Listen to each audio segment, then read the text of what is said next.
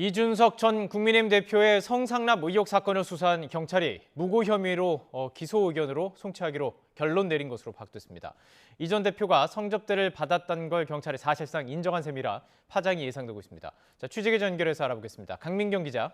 네, 사회 일부입니다. 자, 경찰이 이 전 대표를 무고 혐의로 송치하기로 한 게 어떤 의미인지 좀 짚어주시죠. 네, 이른바 이준석 성접대 의혹은 작년에 김성신 아이카이스트 대표가 이준석 전 국민의힘 대표에게 지난 2013년 두 차례 성접대를 했다고 폭로해서 시작됐습니다.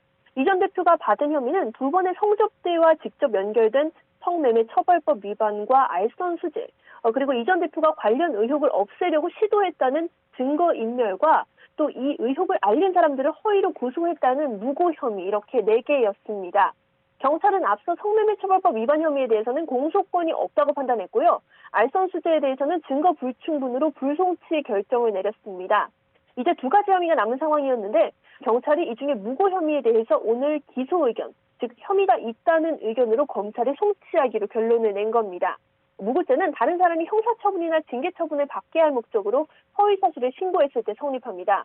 이 전 대표는 성상납 의혹을 처음 제기한 가로세로 연구소와 강용석 변호사 등을 허위사실 유포에 의한 명예훼손으로 고소했는데요. 경찰이 이 부분이 무고죄에 해당한다고 판단한 겁니다. 경찰이 무고죄를 인정했다는 건 이 전 대표의 성접대 사실을 사실상 인정한 걸로 해석돼서요. 파장이 커질 전망입니다. 앞서 경찰은 지난달 20일에도 이 전 대표의 성접대 여부에 대한 판단을 미룬 채 공소 시효 5년이 지났기 때문에 처벌이 어렵다라고만 했는데요.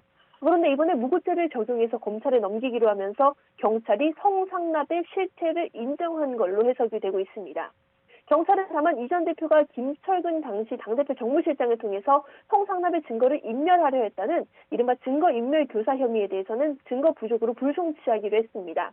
또 당과 정진석 비대위를 상대로 한 가처분 신청도 전부 기각된 데다 성상납 의혹까지 이번에 경찰이 사실로 인정하면서 이 전 대표의 정치적 생명은 더욱 위태로워졌습니다. 지금까지 사회 일부에서 전해드렸습니다.